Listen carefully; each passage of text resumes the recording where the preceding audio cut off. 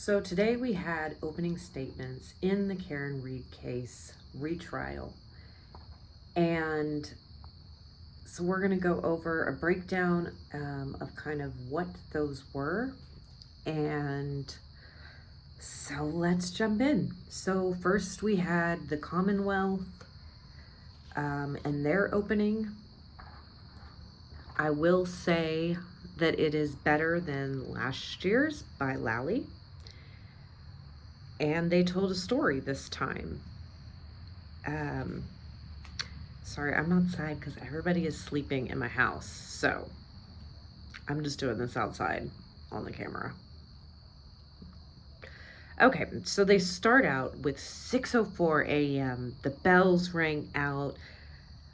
The call came in. They grabbed their bags. And it was to a cardiac arrest. And the ambulance was sliding on the road, which is interesting because it's amazing that the ambulance can slide, but Karen Read's SUV could not have spinning tires due to the weather. And they get there, and there's 3 women standing there, which we know is Karen Read, Jennifer McCabe, and Carrie Roberts. They get to John O'Keefe's body, there's no pulse, and they start CPR. And they intubate him, and they get the airways and the airbag and everything going. And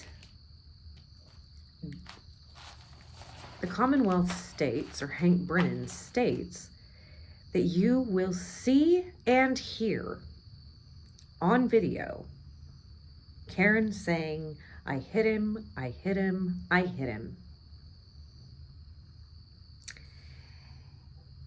And that was said when they were working on John O'Keefe, but it meant nothing because the injuries that they were seeing on John O'Keefe didn't reconcile with that statement. Okay? So if it didn't reconcile those statements then, sorry, I'm trying to find a good area, but it's just not. Then why do they reconcile now? And I can't read my note here. And so she told him she hit him. When he's asking like the background or who this is, says, "Who is this?" And she's like, "I hit him, I hit him, I hit him." And John passes, is how they said it. They didn't say he died. They didn't say he was murdered. They said he passes, like he just passed away. And then the Commonwealth goes on to say, oh, God, I can't do that. Sorry. John O'Keefe was killed by Karen Read. After arguing and being intoxicated, he stepped out of the vehicle. He stood by the vehicle, and Karen Read drove forward about 35 feet and put it in neutral for a bit. Then at 75% on the acceleration, put it in reverse and backed up 70 feet, hitting John O'Keefe. And he fell back. He cracked his head or his skull with his phone underneath him. And you may wonder, how did the phone end up underneath him? That's a good question. We don't know the answer to that necessarily. But apparently his phone ends up underneath him. When he falls back and cracks his head, his phone ends up underneath him. And then they talk about the clip that said he didn't look mortally wounded. And then Karen Read drove away. We'll get back to that mortally wounded statement. And then Hank Brennan talked about John O'Keefe's life, his family that he took in, his niece and nephew after his sister died, and then shortly after the brother-in-law died. And John O'Keefe took his niece and nephew in as his own, that he was a Boston police officer.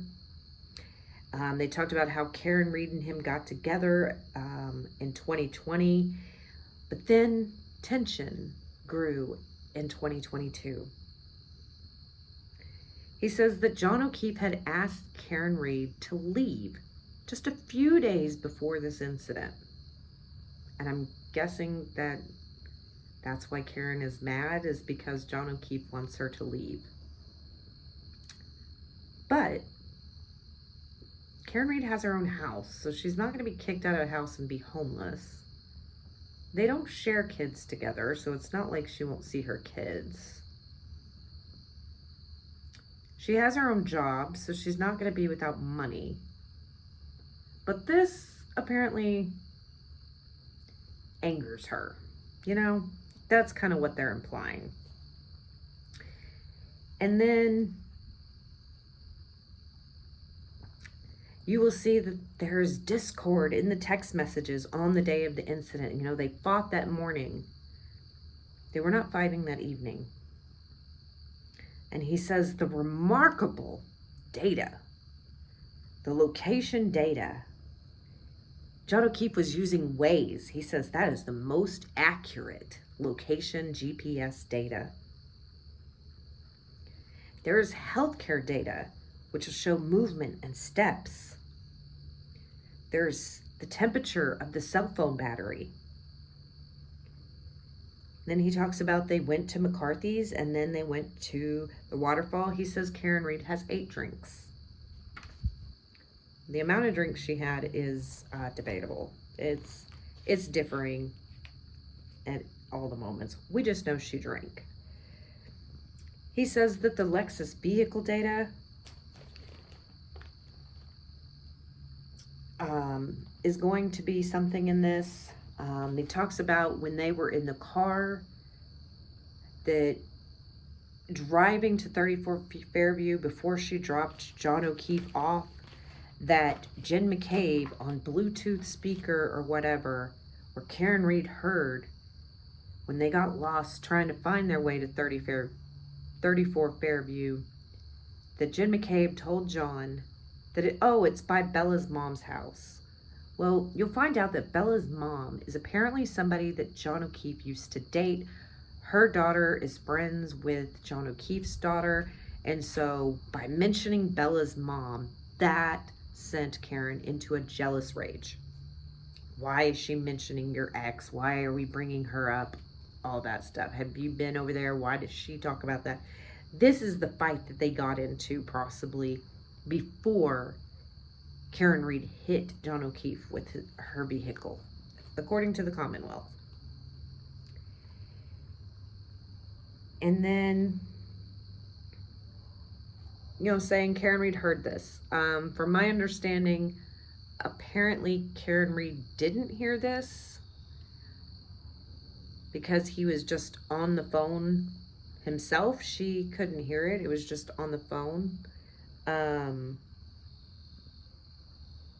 Not Bluetooth speakered, so she didn't hear about Bella's mom then. And he gets into the timeline a little bit more. At 12:23, people saw Karen Read's Lexus. 12:34:33.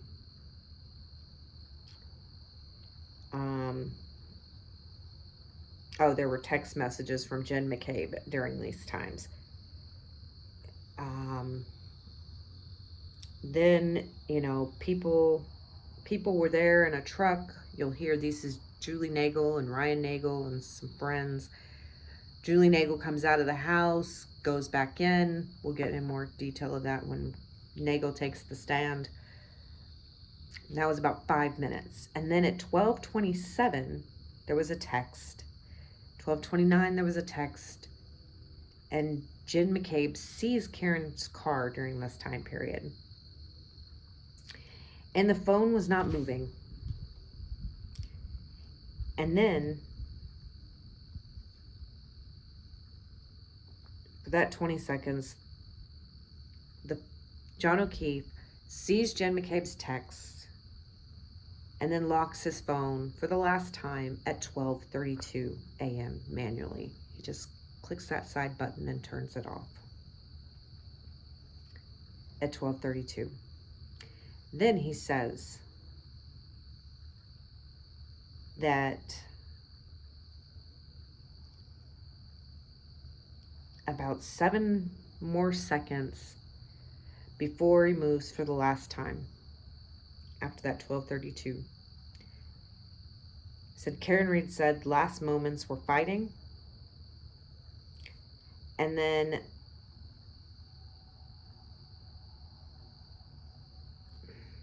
let's see here.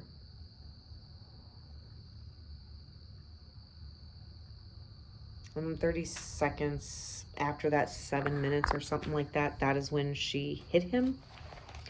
But the thing is with the 12:32 being the time that he locked and looked at his phone last, she went from her house to One Meadows by 12:36 when Karen Read connects to the Wi-Fi at John O'Keefe's home. So 4 minutes it took her to get to 34 Fairview back to One Meadows. I don't know if that's able to happen in a blizzard, in the snow. But the Commonwealth does not mention this 12:36 timeline. See, right now, there's a lot of evidence that isn't gotten into. More of it will come out later as we go through the witnesses and the evidence. But right now, the Commonwealth just gets to paint their picture and tell the story that they want us to tell. And they're the first people to speak. So they get to lay it out first. Problems come later with the defense opening. Then he talks about at 12:37, the phone is at 77 degrees when it's in the car. And then it goes to 72 degrees after being outside for 50 minutes. Or after being outside for 5 minutes. 12:33, Karen Read leaves a message. 12:36, Karen Read leaves a message that says, "John, I fucking hate you." This is supposedly left after Karen knowingly hit John O'Keefe with her car. I don't know many people that if they intentionally killed somebody, that they would leave a message being so angry and hateful. And if you've watched my timeline of this case before this trial, those voicemails I play on there, they're angry. Usually you find that when somebody has purposely killed somebody, they're sending messages like, "Where are you? I'm so worried about you, honey. I love you. Call me back as soon as you get this." But that's not what Karen Read did.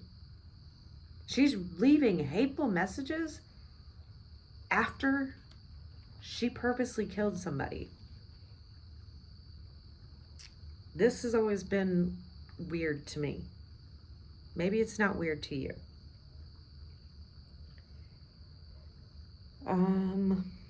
Let's see. There are 40 calls that Karen Read makes to John O'Keefe. At 12:53, the phone is at 60 degrees.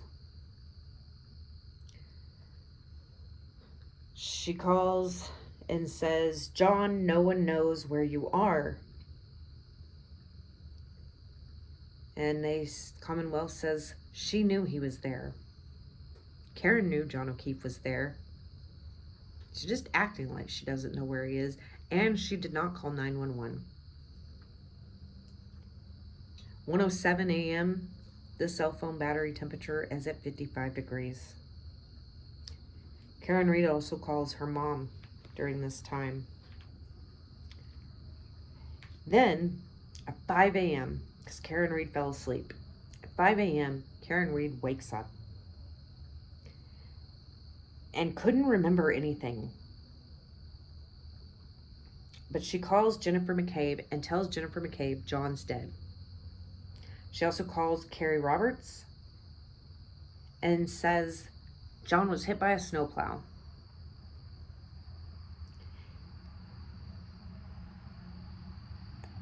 Apparently, Karen is demanding to be taken to 34 Fairview. There's some context missing because I believe Jen McCabe is the one who brought up 34 Fairview, that you left him there, or we should go back there after we've looked for him in the house, at John's house. But we'll see how that goes in this trial.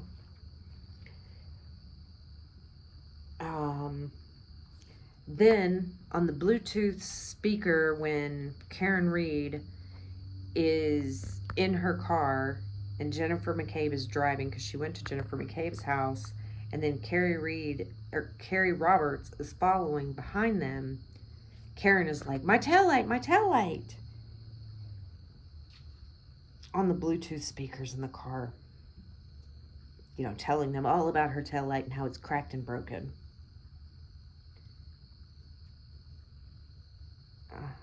Let's see. And then once they finally get to 34 Fairview, Karen Read sees John O'Keefe and she's like, let me out of this effing car. Like, he's there. And she makes a beeline for John O'Keefe. Jen McCabe and Carrie Roberts didn't see anything, but Karen Read saw it. And they're saying that Karen Read saw it when nobody else could, because she knew exactly where John O'Keefe was. At 6:06 a.m., the phone was 50 degrees. Went from 50 degrees to 43 degrees. When they get to John O'Keefe and they figure out that it's him, they see his phone underneath the body, and Carrie Roberts picks up the phone and puts it in her pocket. I'm sorry, why are you touching evidence? Leave that where it is. You're contaminating things. Like to know how it heated up after it was in her pocket. And then he talks about, this part really pissed me off in his opening, just because I've watched the first trial. But we have to remember going into this that the jury right now doesn't know about any of that. So we have to pretend we don't know any of that when we're evaluating whether this jury should be able to come to it. We have to forget all the things that we knew. But when I'm watching it, and because I do know, this part irked me. And if I was a jury member and I was sitting there and I heard this, and then let me just tell you what it was first. Hank Brennan says that they collected the blood in the snow in a red plastic container. A red plastic container. Okay. Well, I guess literally it is a red plastic container. But do not play with me with that. Because as soon as I find out that that red plastic container was a red Solo cup from the neighbors diagonally or across the street, who were also police officers, I'm going to feel gaslit. I'm going to feel lied to. Even though technically you didn't lie, because a red Solo cup is a red plastic container, you're going to lose credibility with me. Because you just tried to pass it off like it was just some normal red plastic container, maybe like a pea cup or a sample cup or whatever. It's a little kidney stone jar, something. But I'm going to find out that's a red Solo cup. you have lost credibility with me. That's just me. I don't know how they'll feel.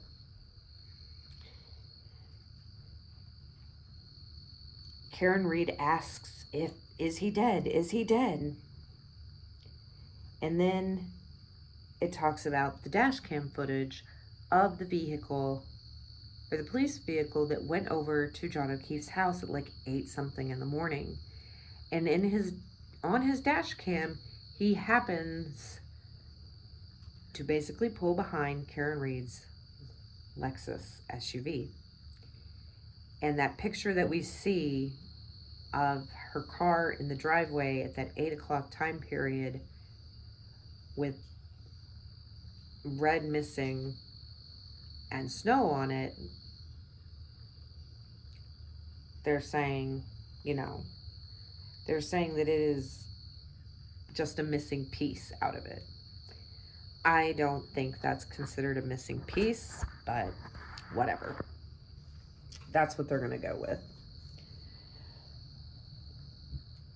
Then he says, this is another thing that from the last trial doesn't seem truthful, but he says that they got a warrant to go to the parents' house after they found out this information about the taillight.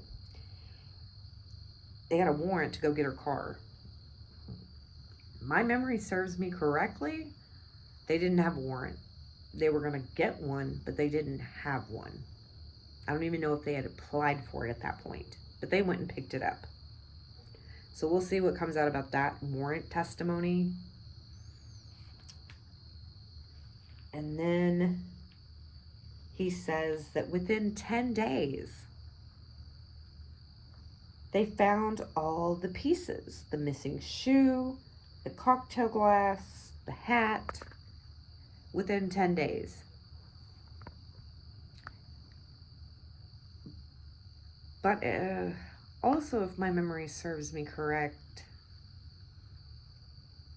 from January 29th, 2022, I believe they were still finding pieces, those 46 pieces, until February 18th.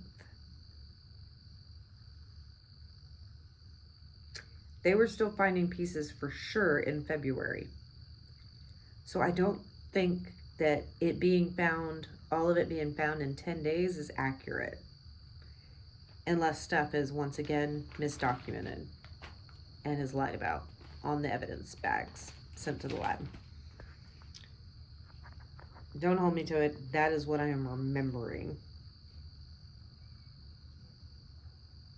Then they talk about the DNA hair strand that stuck on as one last piece of John O'Keefe's DNA. And it was around the taillight area. And then he goes to talk about John O'Keefe hitting his head on rock hard frozen ground. And he got what's called a basal fracture. And then it'll show injuries because when he hit his head, his brain bounced, which they're going to say is what caused some of the swelling and the black eyes and stuff. His brain bounced and hit that stuff and back, and that's why you see all of that. And it shows the markings. He talks about science and data. He went over the charges and then said Karen knowingly killed him, recklessly left him there to die, and while drinking, she knowingly left him injured at 34 Fairview, just laying there to die. So those are the three charges he was going over. Then he played a clip from one of her interviews. This is one of those things that Karen should have stayed silent. I get why she didn't want to. And had she had just stayed silent, maybe this case wouldn't be as big as it was. Or maybe if she just spoke out a little bit but didn't do these televised things, maybe it would also be different because they didn't use any of this stuff in the first trial. But Hank Brennan played a clip from one of those interviews that was televised. And the clip, he says, is her admitting. And it said, Karen said that he didn't look mortally wounded. She was saying, could I have clipped him like in the knee? Could I have incapacitated him that way? She's like, I didn't think I hit him, but could I have done something in drunkenness in the cold? And he didn't come to again? And the interviewer said, at the moment you dropped him off at the party. And she said, yeah. So that's where they're thinking when she was talking about the mortally wounded. And then Brennan says, follow the evidence, of the angry, drunk Karen that killed John O'Keefe. And that'll lead you to convicting her, basically. So that was the Commonwealth's opening. Now, let's jump to the defense.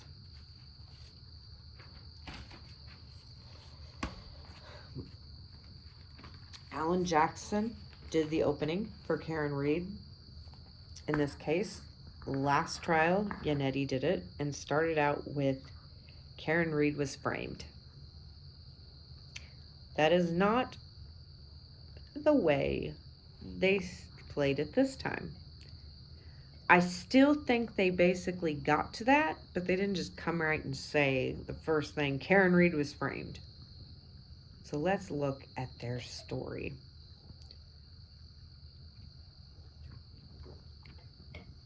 No, I'm not going to edit any of that out. This is just me being me, recording something on the fly. So Alan Jackson says, there was no collision. There was no collision. There was no collision. He said that 3 times. Or he just said the no collision 3 times. And he talks about the facts and the evidence and the experts will show you he was not hit by a car.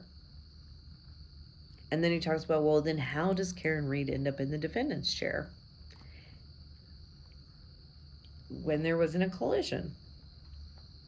And he says that he brings up the text from Michael Proctor to his buddies, his high school buddies, where he was telling them about this case, and his buddies said,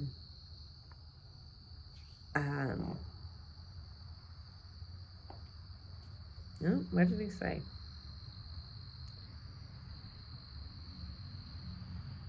Oh, he talks about the text messages from now fired Proctor, is what he says. Talking about the fellow cop who owned the property where John O'Keefe was found. And the text from his friends said, is the homeowner going to catch any shit? Proctor's answer, nope. He's a Boston cop too. So of course not. Why would the homeowner catch any shit? They're a cop too. We don't rat on cops. We don't get cops in trouble, right? That part wasn't said. That's just me saying things. You're saying that was very early in the investigation, or before he had actually done any investigating himself.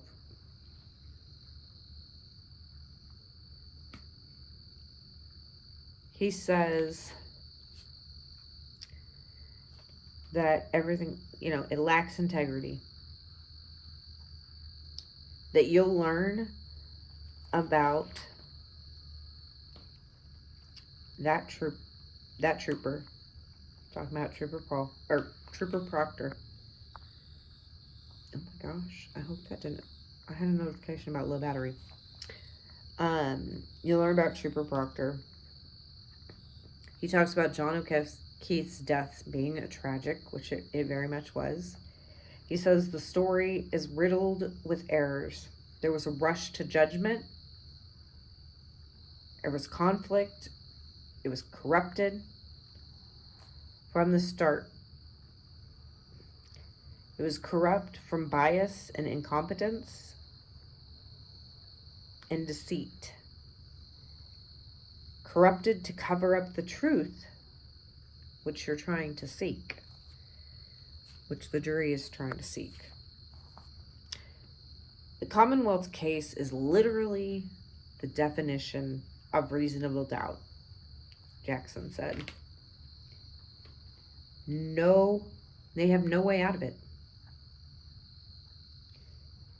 And that they cannot meet the burden of proof to prove this case beyond a reasonable doubt. And reasonable doubt means to a moral certainty.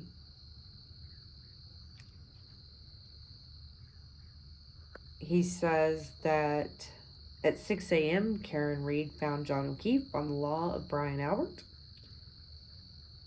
And then he sets the scene with blood-curdling screams, ambulances, fire trucks, emergency lights, firefighters, police officers, engines, ladders, paramedics, patrol cars, swarming on the lawn like feet underneath Brian Albert, another Boston cop, bedroom window. He was a peace officer that is sworn to help. But he never came outside to help a fellow officer with all this going on. So the lead investigator never went inside that house to investigate about that day. After a drunken party the night before and a dead officer on the lawn, they never went to that front door to investigate. Which, they went to the front door and talked to them in a group much later that morning, but they just stayed in like the foyer area. So not even in the kitchen or anywhere else, didn't separate them, and they didn't look around or check anything. They just were like standing there talking to everybody. They never separated witnesses. They never secured the crime scene. They never properly collected evidence. They never secured evidence properly. They never canvassed the neighborhood properly. They didn't search around the home or in the home.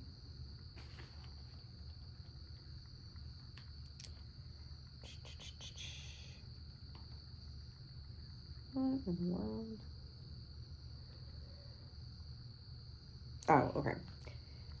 And then, even though some of the other officers early on in the investigation thought that maybe John O'Keefe had been in a fight, Proctor didn't take any of that into consideration. He had pure tunnel vision, basically, on Karen Read. I'm saying that because there are reasons to look at other suspects, but not according to Proctor.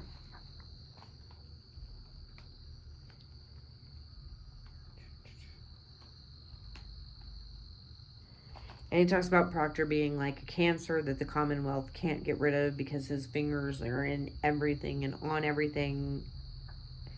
And they can't get away from him. As much as they want Trooper Proctor to not exist, he exists.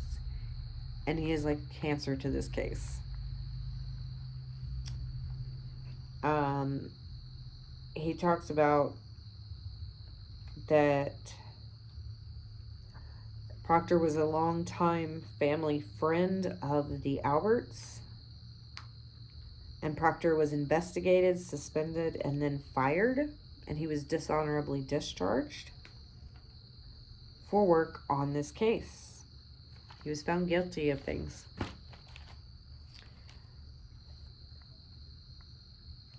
He is biased in favor of the Alberts and biased against Karen Read.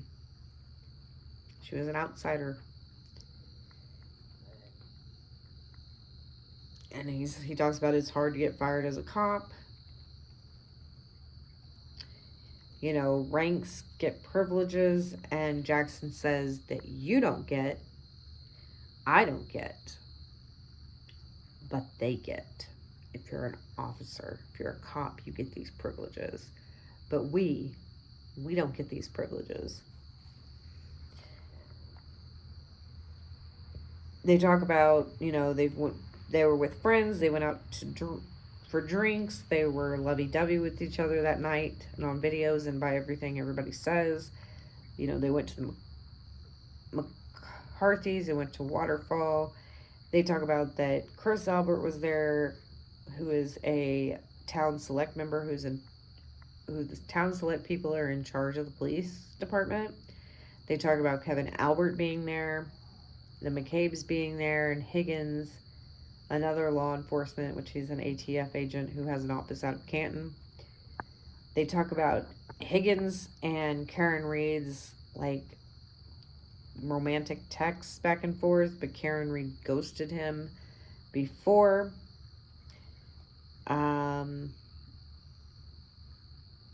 John O'Keefe, they just say that John O'Keefe went into the house unequivocally.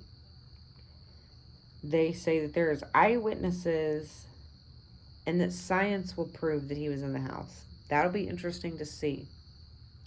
Because I know there were some people that said, oh, well, he wasn't in the house at the same time as Colin Albert, and stuff like that, unless there's somebody we don't know of or somebody's flipped.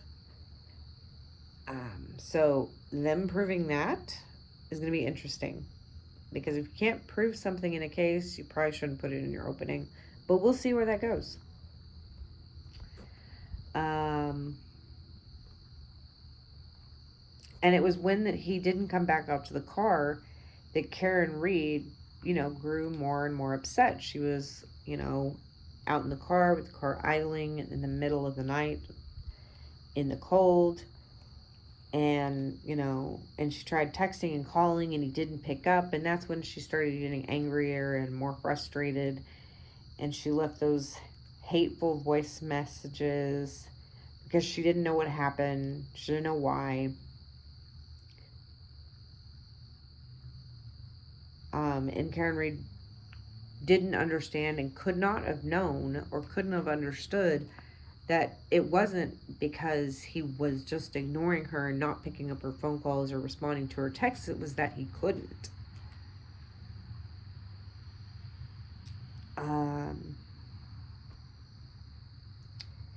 He talks about he's going to have some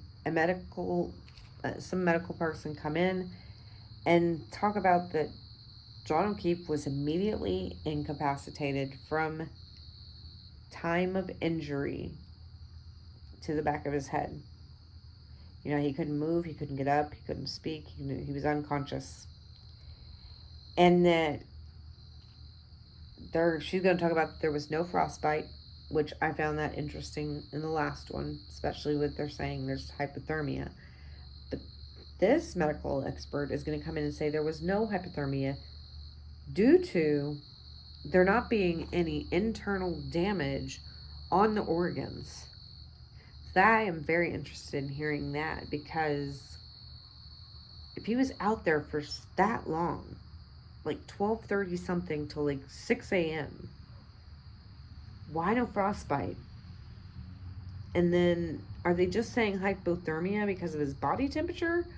Or is hypothermia more technical because that would also show signs on your organs, and it's a well-known sign or something by medical experts, but we'll see.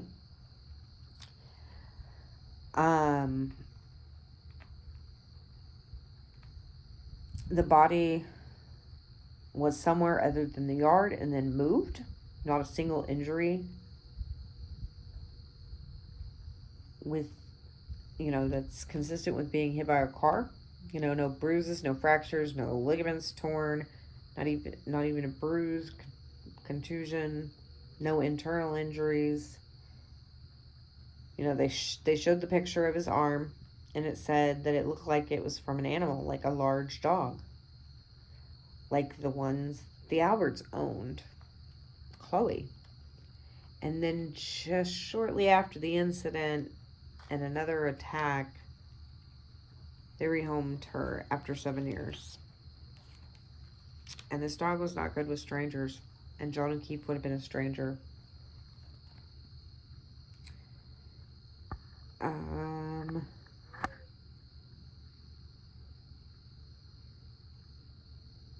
Head injuries not from a ground, but by a raised ledge or surface. So that'll be interesting. I'm wondering what they think that is. They talk about the cell phones will show data. And they talk about Minnie left that night after 12:30. Nobody ever saw a 6'2", 215-pound man. They drove by them, with their headlights on as well as walking out of the house and not seeing. They also drove by him and did not see him. The snowplow driver at 2:30 didn't see him. The snowplow driver was going to go back down there around 3:30, but saw a Ford Edge blocking the roadway. And the Alberts like Ford Edges, and there was one there that night. Many people could have been driving that. 1:25, Brian Higgins, after drinking, decided to go to Canton PD. 1:30, there's a phone call. Not really sure to whom. Then Albert, no contact, but at 2:22, Brian Albert calls Brian Higgins at 2:22. Then Higgins calls Brian Albert back for 22 seconds, and both were separately asked why. And they said, I didn't call him. I didn't call him. We didn't talk. No, we didn't talk. So I guess it was a butt dial. He says, yeah, it was a butt dial. They both had the same answer. They both said butt dial when they were questioned separately. Not in the same room together. At least at trial, anyways. Then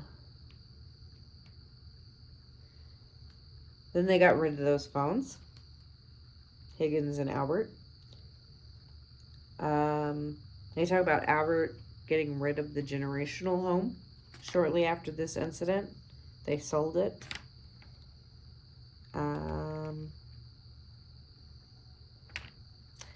Which is interesting. They apparently also filled the pool, which is interesting, before they sold it. And they replaced the carpet in the basement, even though they had it replaced 3 years earlier before they sold it.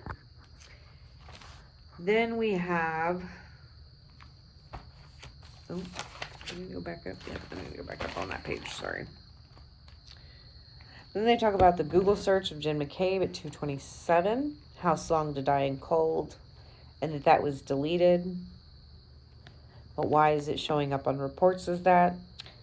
He talks about Karen Read woke up at 5 a.m. and she was,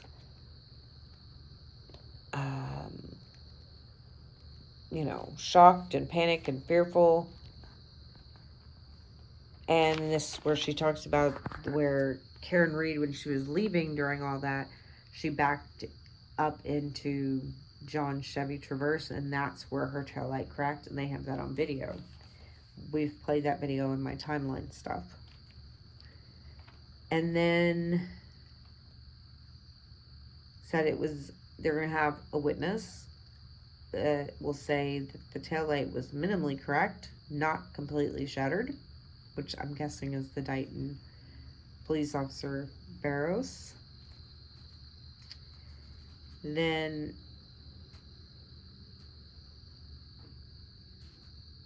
There's nothing, recorded or reported of Karen saying, I hit him, I hit him, I hit him.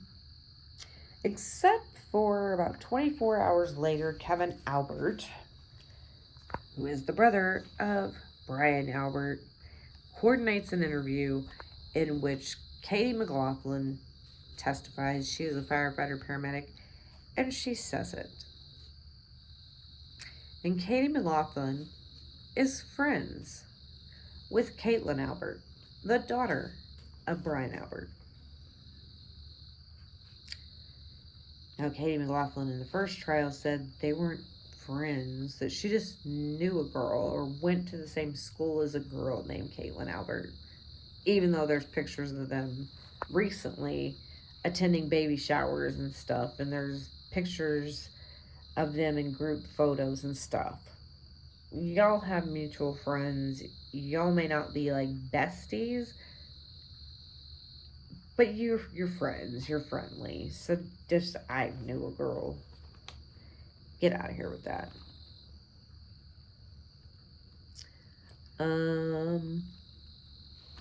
Talk about Proctor. Proctor lied about everything, basically.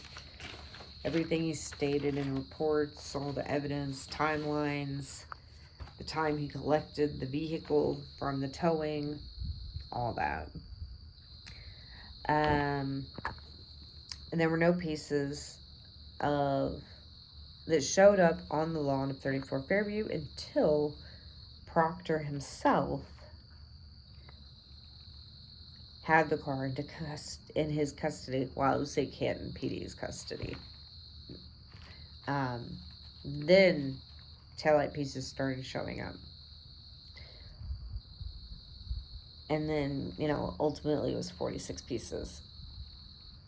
Alan Jackson continues on and says there was no DNA found on the shards of taillight, no blood, no tissue, nothing. There was some DNA like on the back of the car, but there was also 2 other people's DNA. So John O'Keefe's and then 2 other people's DNA. So why are they saying that? And it seems like it's touch or trace, like if he just would have, and his DNA could be at the back of the car, because maybe he was getting groceries out or something and he touches the car. Like, who cares if his DNA is on the back of that car? It's his girlfriend's car. But then they talk about DNA that is on the shoes of John O'Keefe, and that there are 5 unknown male DNA things on John O'Keefe's shoes. Jackson suggests maybe from when they moved him. And then he talks about the medical examiner refused to buy the story that the Commonwealth is trying to sell. The medical examiner didn't even buy it. She would not put on the report that this was a homicide. We know she put undetermined on it, but she didn't even buy that it was a homicide. But they want you to believe this story and for you to say it's a homicide when they couldn't even put on there that it was a homicide. They're trying to sell you that same story. He says there was no collision. Karen Read is a victim of a botched, biased, and corrupt investigation, and it was about preserving loyalty. And he talks about returning the verdict in this case of not guilty, not guilty, not guilty. And he says that 3 times. 1, because it goes with the theme of things, but 2, because she is charged with 3 things, and we want those 3 things all to be not guilty. So those are opening statements from the defense. So now we've gone over the opening of the Commonwealths and the defense. let me know what questions you have. What are you most looking forward to in this trial and figuring out? Um, who do you think did a better job on their opening? Also, let's go over some orders that were happening today. The defense tried to keep, or not the defense, the Commonwealth wanted the defense not to mention an animal and that arm being from a dog. The judge says, I'm not putting a stipulation on that. I'm just not. And then they talked about ARCA, and there was apparently some text handed over, and the judge found that before the opening statements and a sidebar and apparently a break after that, but the defense was not allowed to mention ARCA, who is the accident reconstructionist that were hired by the feds, in their opening statement. That was their punishment. Now there is going to be a voir dire of them on Friday. I think the judge is going to be questioning them. I don't know if the attorneys will get to for this particular voir dire. But she is very mad that text messages didn't get handed over, because there was apparently text messages that were from 2 years ago maybe that didn't get handed over because they didn't actually have those texts anymore, because most of the time you don't hand over text messages. Like even Robert Alessi, who's another attorney on the defense team for Karen Read, said, we don't have text messages, communications for like the Commonwealth and their witnesses. And they don't have text messages of us and any other witness. So we didn't know we needed to hand over the text or save texts or anything. Like, we memorialized them. Like, such and such and I talked today, maybe via text, and discussed this key point. Like, they memorialize it and have a summary of it, but they don't actually have the text messages. Now, if it's an email, they can print it off and put it in the file, but they just make notes that go with the phone call or the texting. And so then they were ordered like Wednesday or Thursday of last week to hand over texts. So they handed over what they had, and then was memorialization of things, and it was quite a bit. They said that there were 99 texts for Dr. Wolf. There were 6 with Rentschler. There were 52 minutes total with ARCA on the main line between 5 calls. So 5 divided by 52 minutes is what those calls probably were. Then 133 minutes with Dr. Wolf over 20 calls. So 20 divided by 133 gives you approximately how many minutes those calls would have been. And then 57 minutes with Rentschler on a calls of 23. And so they're saying, well, you didn't hand all this over. We didn't know about any of this. But this is not usually stuff that gets handed over. Is call logs and actual texts. This is it's different. If they should have handed it over, they should have handed it over. We do not know the dates of these calls or texts as of right now. Brennan wanted correspondence, and he knew there was more correspondence according to some interviews or something, unaired interviews. The judge said they violated and they should have handed it over earlier.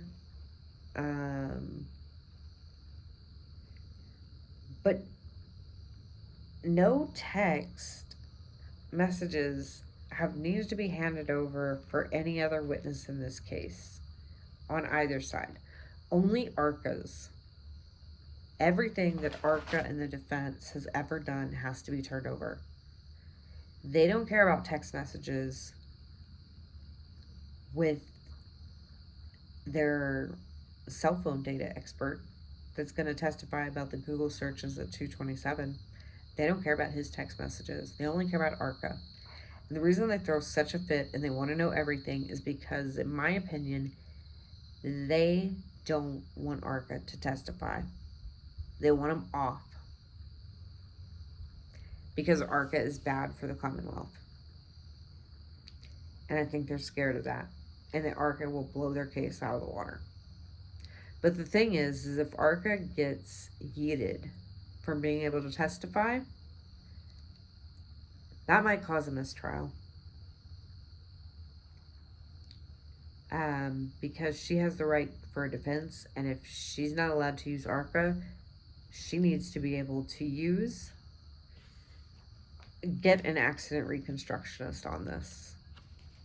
So I don't think Judge Bev is going to kick ARCA off this case or not let him testify. I think there should just be a full cross-examination of things. Get this voir dire, maybe questions will be answered, but to me it seemed like a bigger deal than it actually was. And Robert Alessi was like, how do we turn over stuff that we don't have? Or that we didn't know we needed to preserve because there was nothing ordering us to. So that was kind of some of the motions that happened. But we'll see Friday in the voir dire what happens with ARCA. But that is going to be it for me tonight, guys. I am going to go to bed. And tomorrow we have day 2. So like, subscribe, turn those notification bells on. And I will see you in the next video. Bye.